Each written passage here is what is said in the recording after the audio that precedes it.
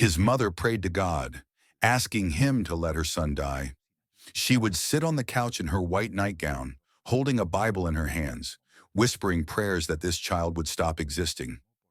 That child, whom the world would later come to know as Michael Landon, would become the most beloved father on American television for 30 consecutive years. And he would die at exactly the same age as his best friend, from exactly the same type of cancer, with barely 2 years between them. This is the story Hollywood kept silent for decades. The story of the man who healed millions of families in front of their television sets while his own was quietly falling apart. Here you'll discover the childhood of terror that was never told, the scandal that destroyed his public image, and the secret his own daughter revealed about his final days. There is a last interview he gave just weeks before he died, where he said something that changed the way millions would remember him. We'll come back to that. But before he was Michael Landon, he was Eugene Maurice Orowitz. And understanding Eugene is the key to understanding everything that came after. In this video, you'll hear an audio recording where he explains how he once punched his mother in the face to save her life. You'll learn about the letters Melissa Gilbert wrote to him after years of silence, the exact moment Ronald Reagan called to offer his condolences, and the real reason an entire television town was blown up with dynamite. For all of that to make sense, you first need to meet that child, Eugene Maurice Orowitz, his real name, long before Hollywood invented Michael Landon. Eugene was born on October 31st, 1936, in New York City. Halloween night. His father, Eli Maurice Orowitz, was Jewish, an advertising executive for RKO Pictures. His mother, Peggy O'Neill, was Irish Catholic, a former dancer and Broadway comedian. From day one, their marriage was a religious war, and the battlefield was Eugene. Peggy was not well. Psychiatrists at the time didn't have a name for what was happening to her. Today, they would likely speak of bipolar disorder, severe depression, psychotic episodes.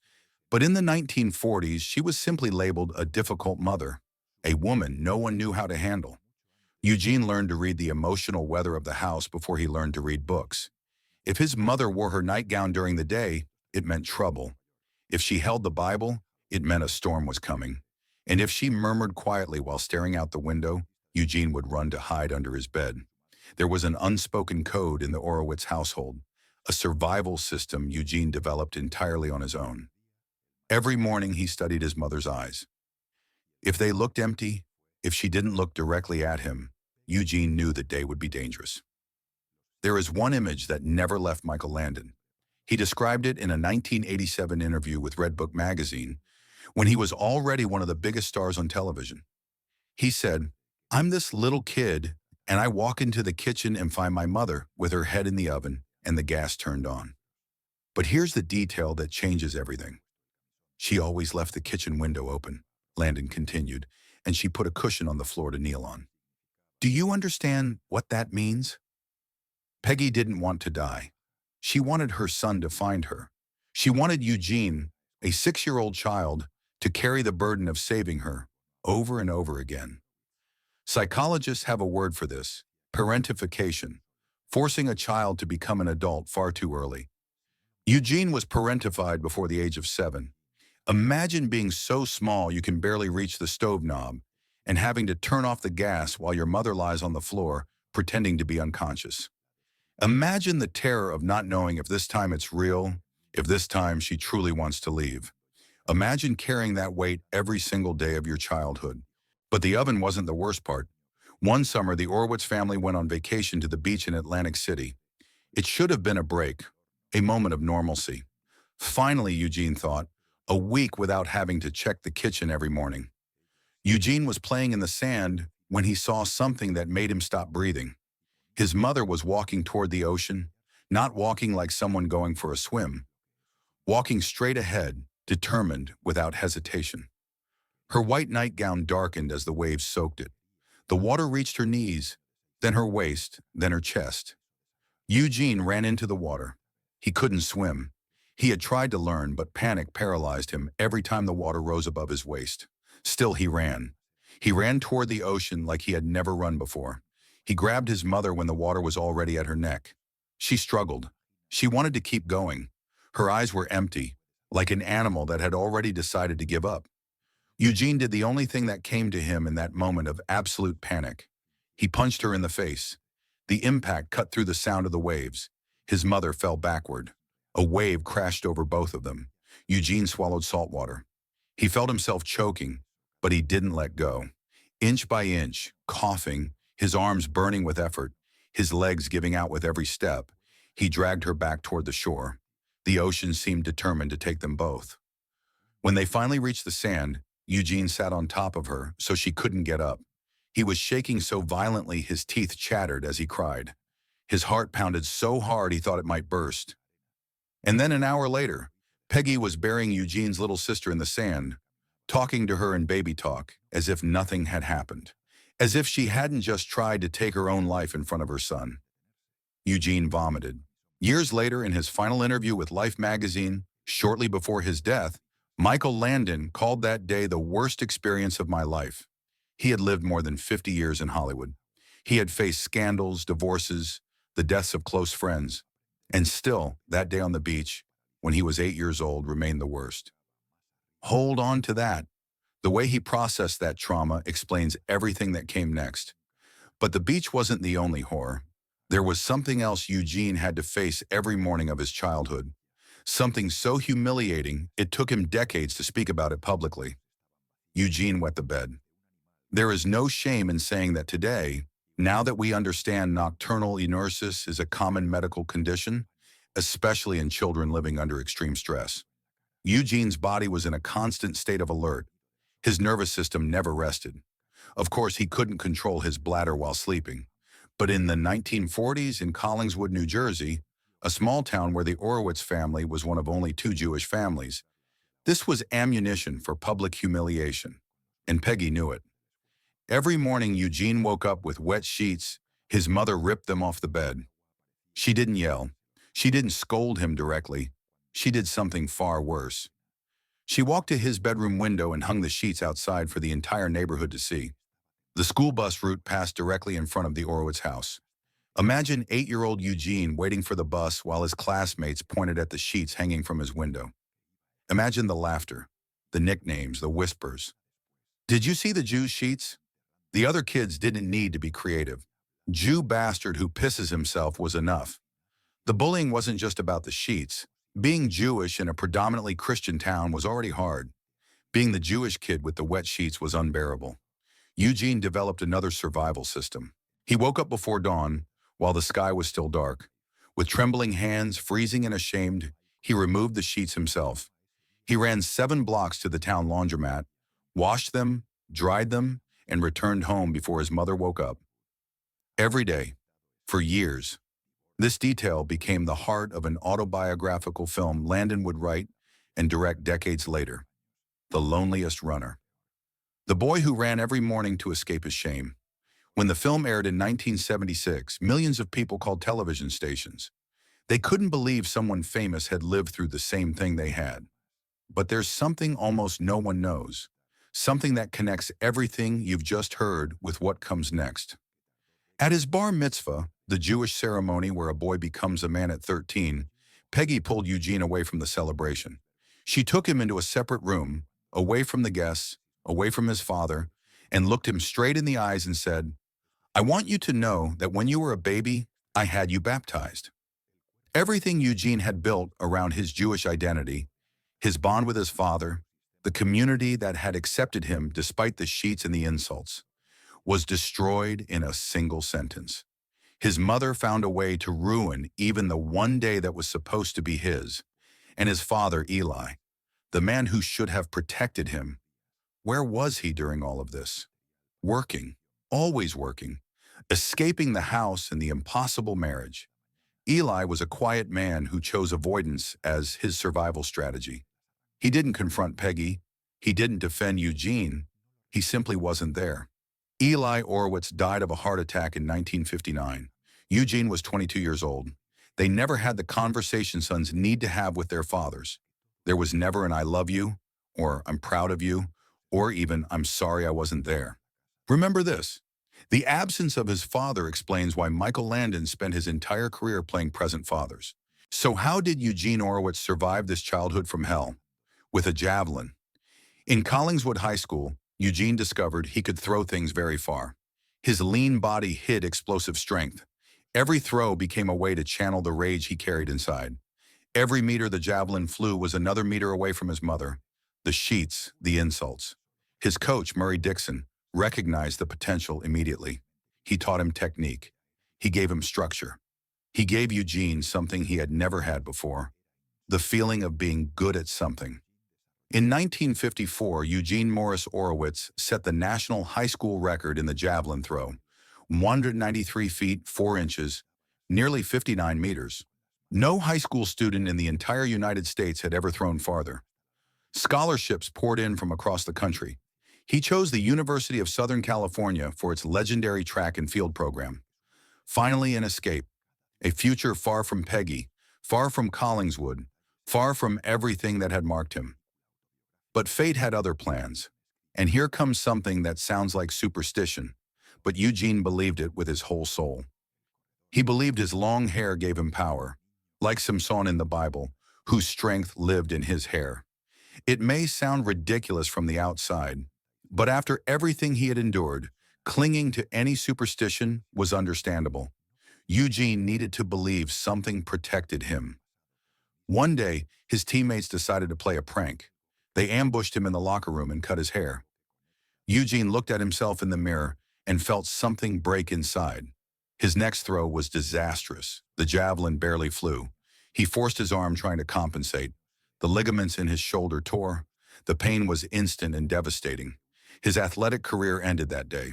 The scholarship vanished.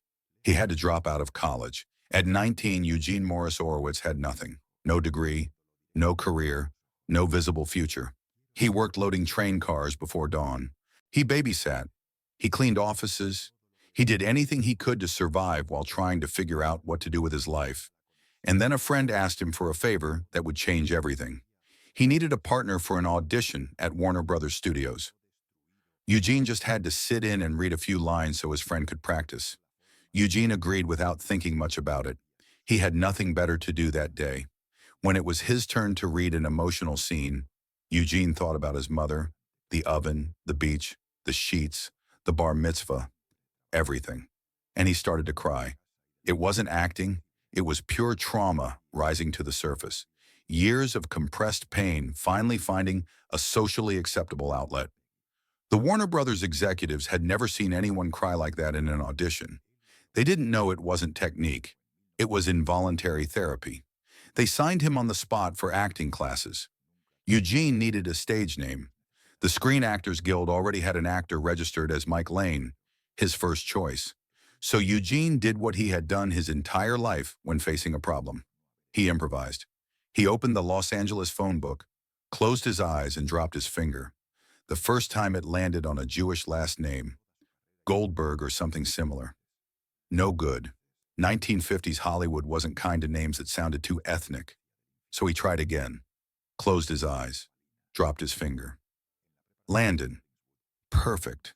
It sounded American, respectable, like the name of someone who could play heroes, not secondary villains. Michael Landon was born that day in a Los Angeles office with an open phone book. Eugene Orowitz was buried beneath layers of makeup, period costumes, and practiced smiles. But Eugene never fully disappeared. Not really. He was there every time Michael cried on camera. Every time he played a suffering character. Every time he wrote a scene about an absent father or a cruel mother. Trauma became his most powerful tool. The entertainment industry paid him millions to do what he had done for free his entire childhood. Process pain in front of an audience. His first starring role came in a film titled, I Was a Teenage Werewolf. It sounds like a joke. It was low-budget B-movie cinema, filmed in a week with a ridiculous budget, but it made $2 million, a fortune at the time, and Michael Landon never disowned it. I have a copy at home, he said years later. I watch it all the time. My kids like it. They'd better. Their father's in it. There's something poetic about his first role being a monster, a tormented young man who transforms into something savage when he loses control. Michael Landon would spend the rest of his career playing the exact opposite. Calm, noble men, incapable of doing harm. But remember, Eugene Orowitz was still inside. The boy with the sheets was still waiting. In 1959, the opportunity that changed everything arrived. Producer David Dortor was creating a series called Bonanza. It would follow a widowed father and his three sons running a ranch called the Ponderosa in Nevada. Dortor needed someone to play the youngest son, little Joe Cartwright, rebellious, impulsive, with a heart of gold hidden beneath a tough exterior. He saw something in Michael Landon no one else had seen. Maybe he recognized the wounded child behind the actor's eyes. Maybe he simply saw talent. Whatever it was, he cast him. Bonanza premiered on September 12, 1959. It was the first television series broadcast entirely in color, a technical experiment NBC used to sell color televisions, which were enormously expensive at the time. The experiment worked beyond anyone's expectations. 14 years, 432 episodes, a television family millions felt was their own. Sunday nights, America gathered around the TV to watch the Cartwrights solve problems, face villains, and prove that family love could overcome anything. The show was #1 in ratings for 3 consecutive seasons.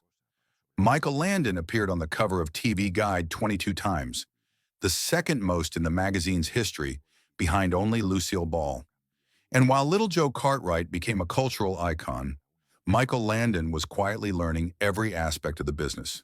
He watched directors, studied scripts, asked technicians how cameras worked, how lights were placed, how sound was captured. He was building the skills he would need for what came next.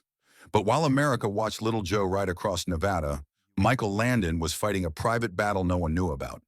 And here comes something his most devoted fans prefer not to remember, something directly connected to how he died.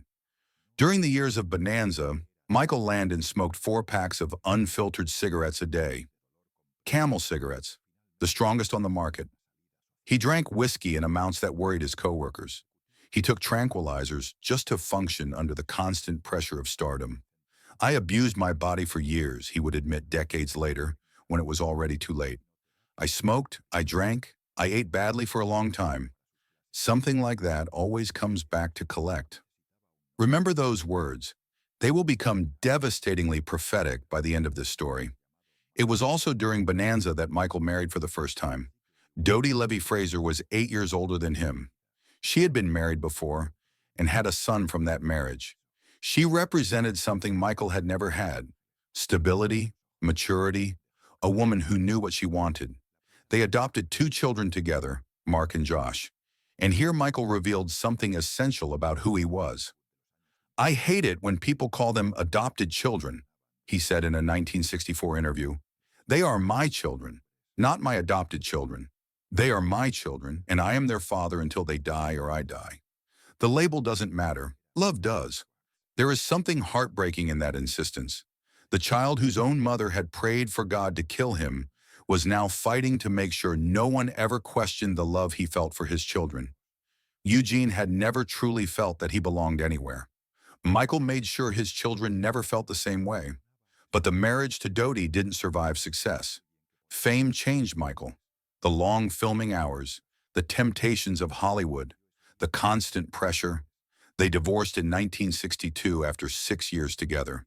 A year later, Michael married Marjorie Lynn No.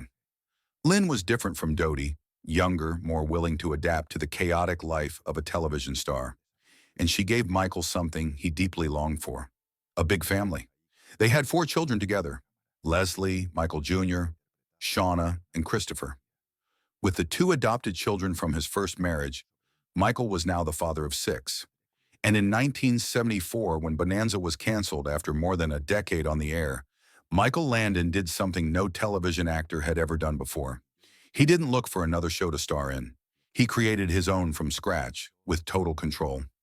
Little House on the Prairie, based on Laura Ingalls Wilder's autobiographical books about her childhood in the 19th century American West. Michael wouldn't just star in it. He would be executive producer, head writer, and director of multiple episodes. He would have final say on everything: casting, scripts, even the color of the dresses. Absolute control. For the first time in his life, he could build exactly the family he had never had. And the character he chose to play was Charles Ingalls, Pa, the father. Charles Ingalls was everything Eli Orowitz was not: present, patient, devoted. A father who listened, who taught with love, who never raised his voice except to defend his family. A father who was there. "I want people to laugh and cry," Michael explained when asked about his vision for the show. "Not just sit and passively watch television. Maybe I'm old-fashioned, but I think viewers are hungry for shows where people say something meaningful, where values matter." He was right. The Ingalls family became a cultural phenomenon that crossed borders. For 9 seasons, millions of families around the world gathered every week in front of their televisions to watch Charles Ingalls face droughts, illness, loss, and triumph. The show reached the Nielsen Top 10. It was translated into dozens of languages. Entire generations grew up believing Charles Ingalls was the ideal father. But here is the irony that breaks your heart. While Michael Landon played the perfect father on television, his private life was anything but perfect. And everything was about to explode in the most public way possible. Sometime during the later seasons of Little House, Michael met Cindy Clerico. Cindy was a makeup artist on the show. She arrived early every morning to prepare the actors before filming. She was 21 years old. Michael was 41, exactly 20 years older. At first, no one paid much attention. Michael had always been friendly with the crew. He walked around the set holding Cindy's little terrier, a dog she brought to work. They talked longer than necessary between scenes. They drifted away from the group to talk privately near the trailers. Melissa Gilbert, who played Laura Ingalls and saw Michael as a surrogate father, was one of the first to sense something was wrong. "I mentioned my suspicions about Cindy to my mom," Melissa would write years later in her memoir. "I told her something didn't feel right about how much time Mike spent with her, the way he looked at her. But my mom told me I was crazy, that Michael was a family man." Melissa wasn't crazy. Karen Grassel, who played Caroline Ingalls, Charles's wife, recalled something deeply uncomfortable in her own book. During that period, Michael began openly talking on set about his revived libido, which he attributed to a bee pollen supplement he was taking. "It was uncomfortable for everyone," Karen wrote. "I knew his wife, Lynn. I'd been to their house. She'd been kind to me. We'd shared family dinners. I thought about their children. 3 of them were still at home, younger than Cindy." The scandal exploded publicly in 1982. Tabloids published photos of Michael and Cindy leaving restaurants, walking on the beach, entering hotels together. The same magazines that had spent years celebrating Michael as the ideal father now tore him apart with headlines like Charles Ingalls, "The Truth Behind the Perfect Dad." Lynn found out through the newspapers, not through her husband. Imagine waking up, opening the paper with your morning coffee, and seeing photos of your husband of 19 years with a woman 20 years younger. Imagine the entire country seeing the same images. The divorce was brutal. It cost Michael between $26 and $30 million.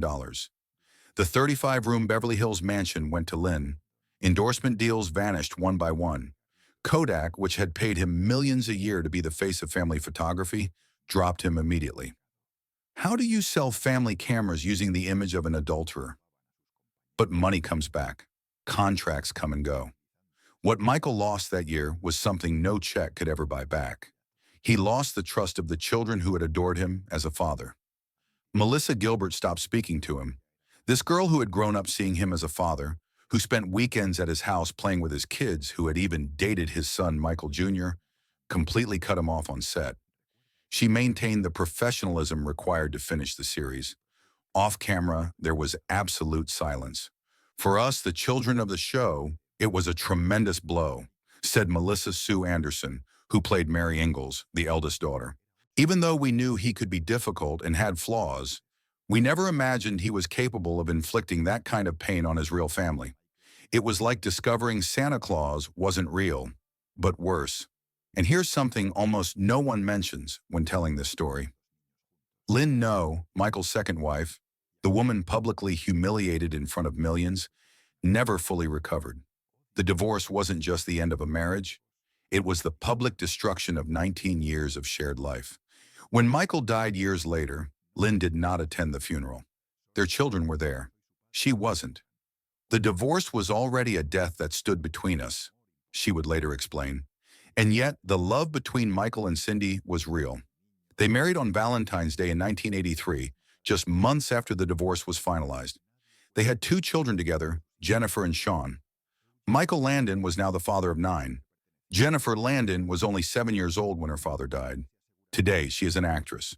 She won 3 semi-consecutive awards for As the World Turns and currently stars as Teeter on Yellowstone, one of the most watched series on television today. We'll return to her at the end. But first, you need to understand what happened between Michael and Karen Grassel, and why this story has more layers than it seems. Karen Grassel wasn't just Charles Ingalls' wife on screen. She was a serious actress, classically trained in theater, who had accepted the role thinking it would be temporary. During the early seasons, everything was fine. But when the show reached the Nielsen Top 10 and became a cultural phenomenon, Karen asked for a raise. She was the co-star. She deserved to be paid like one. Michael refused. "I was told my salary should be the same as the child actors," Karen wrote in her memoir decades later, "that I wasn't as important to the show as he was." From that moment on, the relationship deteriorated in ways Karen didn't dare speak about for years. Michael began mocking her body in front of the crew. He made comments about her weight, criticized her facial expressions, and systematically reduced her scenes and dialogue. She went from co-star to secondary character in her own show. "He constantly made jokes," Karen wrote, "jokes I found disgusting, about my body, about my acting, about everything." There was one specific incident she recalled in detail decades later.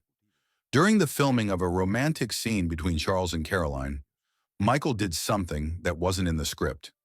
He kissed her passionately, with tongue, in front of the entire crew. Karen froze.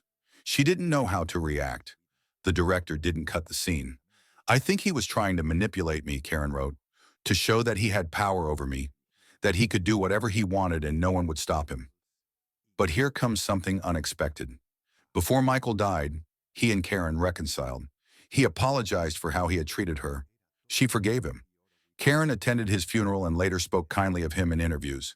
"He was a complicated man," Karen said, "brilliant in many ways, cruel in others. But in the end, he found the humility to apologize. That meant a lot to me." Now we reach the most cinematic moment of the entire Ingalls family story, the end of the series. In 1984, after 9 seasons, Little House on the Prairie was coming to an end. Michael decided there would be no gentle farewell, no sentimental episode where the characters simply said goodbye. In the final episode, The Last Farewell, the residents of Walnut Grove discover that a speculator has legally bought all their land. The law is on his side. There is nothing they can do to stop him. So Laura Ingalls has an idea. If they can't keep their town, they can at least make sure the speculator gets nothing. Building by building, the people of Walnut Grove plant dynamite and destroy everything they built with their own hands. The explosions were real. No special effects, no CGI. Professional demolition charges reduced a decade of memories to rubble. Demolition experts spent days preparing each building. "The tears you see on screen were real," Melissa Gilbert confirmed years later. "We were all devastated. That place had been our life for years, and we were watching it disappear in front of our eyes." Only the church and the original little house were left standing. Why did Michael do it? There was a practical reason. The land contract required it to be returned to its original state, and it was easier to blow everything up than dismantle it piece by piece. But there was a deeper emotional reason. Michael Landon didn't want anyone else using his set. He didn't want to see other actors walking the streets of his Walnut Grove. He didn't want another producer turning his creation into something else. If he couldn't continue being Charles Ingalls, then Charles Ingalls would cease to exist. Control until the very end, even if it meant destruction. Does that sound familiar? The boy who ran every morning to control his shame now destroyed an entire town to control his legacy. After Little House, Michael created one final series, Highway to Heaven. He played Jonathan Smith, an angel on probation sent to Earth to help people with their problems. His partner was Victor French, the same actor who had played Charles Ingalls' best friend for years. The friendship between Michael and Victor was legendary in Hollywood. They met during Bonanza in 1962, when Victor played small villain roles. Michael saw something in him others didn't, a character actor with a huge heart hidden behind a rough exterior. "I'm working with the man I love," Victor said in a 1985 interview. When NBC suggested hiring a younger, more conventionally attractive actor for Highway to Heaven, Michael was immovable. "Either it's Victor or there is no show. I won't negotiate on this." Victor called Michael his angel for saving his career more than once. In Highway to Heaven, Michael included an autobiographical detail that now feels chilling. In one episode, it's revealed that Jonathan Smith, the angel he plays, died in 1948 from lung cancer caused by smoking. Michael Landon had smoked 4 packs a day for decades. The series ended in 1989, not by Michael's choice, nor the network's. Victor French was diagnosed with lung cancer in March of that year. The news devastated Michael. His best friend, his partner of nearly 3 decades, was dying. Michael stayed by Victor's side through treatments, through chemotherapy that left him exhausted, through good days when they could still joke, through terrible days when Victor could barely speak. Victor French died on June 15, 1989. He was 54 years old. Michael delivered the eulogy at Victor's funeral. His exact words were never published, but those who were there said it was the most emotional speech they had ever heard. The man who had cried professionally for 30 years finally cried for real. Michael couldn't continue the series without his friend. The idea of replacing Victor with another actor felt physically repulsive to him. Highway to Heaven ended. 30 consecutive years of television ended. The man who had been on America's screens every week since 1959 suddenly had no show. Years later, Karen Grassel asked Michael how Victor had really died. The newspaper said lung cancer, but she suspected there was more. Michael answered with 3 words: he drank himself to death. There is something devastating in that answer. Michael, who had fought his own addictions for decades, recognized the real enemy that had destroyed his friend, and perhaps recognized something of himself in it. After Victor's death, Michael quit smoking, but the damage was already done. He continued drinking. And now we reach the moment promised at the beginning, the final interview, the ending no one expected. How do you explain to your teenage daughter that you won't walk beside her at her wedding? Michael Landon was 54 years old, exactly the same age Victor French had been when he died, the same type of cancer, linked to the same causes, tobacco and alcohol. The symmetry was too perfect to ignore. It didn't feel like coincidence. It felt like a message from the universe, and Michael understood it completely. "I abused my body for years," he had said, and now his body was collecting the debt. But Michael did something no major celebrity had ever done before in the history of Hollywood. He invited the press into his Malibu home and publicly announced his diagnosis. Plainly, without euphemisms, without hiding behind vague statements. He wanted to control the narrative before the tabloids invented one for him. "It was so typical of Mike to break the news his own way," Melissa Gilbert wrote later. Even while dying, he wanted control. And then came the interview with Johnny Carson. On May 9, 1991, Michael Landon appeared on The Tonight Show for the last time. He was visibly thinner, more fragile. His hair, once so thick, looked dull. But his eyes still carried that familiar mix of pain and humor that had defined his entire career. Johnny Carson himself was living through his own private hell. His son Richard had died in a car accident just weeks earlier. From his sickbed, Michael had been one of the first people to call Johnny to offer condolences. "This has been a devastating week for me and my family," Carson said as he introduced Michael that night. "Michael called me Monday to express his deepest sympathy over the death of my son Ricky. The courage and sensitivity he showed, comforting me while he himself was in great pain, speaks volumes about the quality of this man." During the interview, Michael joked about his illness. He said the paint in his dressing room contained arsenic, but that wasn't how he got sick. He mocked tabloids running headlines like 4 weeks to live. "It's unbelievable that people can be like that," Michael said, his voice turning serious for the first time. "That's the real cancer of our society." And then he said the words millions would remember forever. "If I'm going to die, death is going to have to fight hard to get me. I'm not just going to lie down and let it happen. I believe in God. I believe in family. I believe in truth between people. I believe in the power of love. I believe we were created in God's image, that there is God in all of us. So I don't see why I should fear death. and I don't. Less than 2 months later, on July 1st, 1991, Michael Landon died at his Malibu ranch, surrounded by his wife Cindy and his 9 children. The funeral was held on July 5th, 1991, at Hillside Memorial Park, the same cemetery where Lorne Greene was buried, the actor who had played his television father on Bonanza for 14 years. Father and son reunited in death. 500 people attended. 5 news helicopters hovered above the cemetery, filming from the sky. Former President Ronald Reagan and Nancy Reagan sat in the front row. The Reagans were devoted fans of Little House on the Prairie. They used to call Michael after episodes they especially loved. Nancy had cried during the episode where Mary Ingalls goes blind. Ronald had personally called to congratulate Michael on his writing. The ceremony was Jewish, honoring the side of his father that Eugene had always wanted to claim. But it wasn't somber.